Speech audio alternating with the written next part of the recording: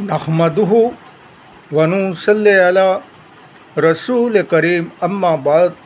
पश्चिम बांग्ला राज्य all India मुजद्दिदिया mission सर्वधर्म सम्मेलन कमेटी के सदस्यों हैं हम मोहम्मद आसिफ। इसके अलावा सर्व भारतीय जातीय कांग्रेस नेशनल इंडिया गठबंधन पश्चिम बांग्ला राज्य कांग्रेस कमेटी के सदस्यों हैं हम हिंदू मुस्लिम सिख ईसाई जैन क्रिश्चियन आदिवासी दलित हम सब है भाई भाई।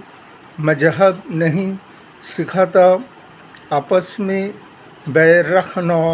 हिंद है हम, ये वतन है हमारा। इसे कहते हैं मानवता का दुश्मन, इंसानियत का दुश्मन और जाति का दुश्मन और धर्म का दुश्मन। जैसे कि कुछ बीजेपी शासित राज्य हैं, जैसे उत्तर प्रदेश के शासन व्यवस्था योगी आदित्यनाथ के सरकार, इसके अलावा असम में हेमंत बिस्व शर्मा के सरकार। हमें लगता है ये कि योगी आदित्यनाथ जो मंदिर के घंटा बजाने वाले को अगर किसी राज्य के मुख्यमंत्री बना दिया जाए तो अपने वो असर तो दिखाएगा, जो कि संविधान के खिलाफ बात करना, संविधान के खिलाफ काम करना और किसी विशेष एक जाति धर्म के खिलाफ हेड स्पीच, लेक्चर, भाषण, वक्तृता देना।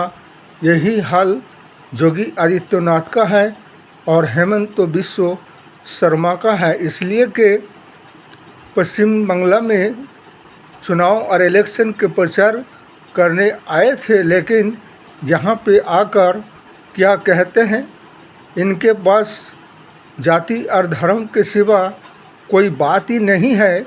विकास के नैया को तो डुबा ही दिया है, विकास के लिए कोई चर्चा नहीं मिलेगा। और यहाँ पे आकर क्या कहने लगता है कि पश्चिम बांग्ला को काबा की धरती ज़मीन नहीं बनाने देंगे। अरे काबा तो मुसलमानों के दिल में है, दिमाग में है, और काबा इस्लाम का शान है और काबा हमेशा मौजूद है और मौजूद रहेगा। और काबा के शान में बेअदबी और गुस्ताखी करने वाले खुद मिट जाएगा। इसलिए कि इन दिनों उन्हें कुछ ऐसे ही खुजली चढ़ा है योगी आदित्यनाथ को और हेमंत बिस्व शर्मा को। शायद ये भूल चुका है कि उन्हें अपने औकात में रहकर ही बात करना चाहिए, औकात को नहीं भूलना चाहिए। इसलिए कि 5 साल के शासन व्यवस्था में बैठे हो, उसके बाद सत्ता तो पलटेगा, गद्दी राजगद्दी तो पलटेगा, लेकिन उसके बाद तुम्हारे क्या होगा उसका अंजाम को भी तुम अभी नहीं जानते हो, वो तो वक्त ही बताएगा। इसलिए हमारा ये कहना है, शायद ये लगता है कि योगी आदित्यनाथ और हेमंत बिस्व शर्मा को ज़िंदगी जीना अब पसंद नहीं है। इसलिए कि अब उन्हें राम राम सत्य की डोली में बैठने का इंतज़ार है।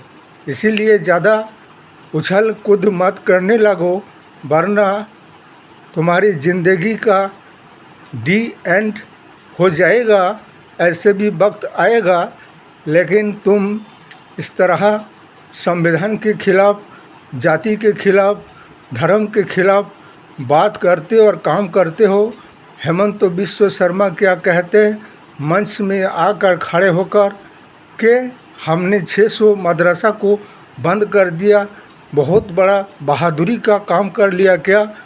तुम जैसे घटिया प्रकार के सोच और मानसिकता वाले इंसान ये देश और राष्ट्र और समाज को कोई फ़ायदा नहीं पहुंचा सकता है, सिवाय सांप्रदायिक का बीच बोने के सिवा। इसलिए कि अब तो कांग्रेस के सरकार आ रहे हैं। हेमंत बिस्व शर्मा, तुम होशियार और सावधान रहो और तुम्हें अब जेल जाना है। और फांसी के फंदे में लटकना है। तुम्हें जेल जाने से कोई नहीं रोक सकता है। अब 2026 के जो इलेक्शन हुआ है वहाँ तो असम में अब कांग्रेस की सरकार बनेगा, उसके बाद ही तुम्हारा हिसाब किताब होगा। और योगी आदित्यनाथ को भी यही कहना है कि कहते हैं कि मौलाना को रास्ते में झाड़ू लगाना पड़ेगा, और तुम क्या गाय भैंस का गोबर उठाओगे क्या योगी आदित्यनाथ? इसलिए अपने औकात से बाहर की बात मत करो। संविधान में रहकर, संविधान के शपथ लेकर, संविधान के कसम खाकर और संविधान के खिलाफ काम कर रहे हो, इसलिए तुम्हें वही मंदिर का घंटा बजाना ही सुबह देता है, और गाय भैंस की गोबर उठाना ही तुम्हारे नसीब में लिखा हुआ है। और जल्दी से जल्द अब तुम्हारे ऐसा लगता है कि राम राम सत्य के डोली में तुम्हें अब बैठना है। इस वीडियो को ज़्यादा से ज़्यादा लाइक दीजिएगा, शेयर कीजिएगा, सब्सक्राइब दीजिएगा।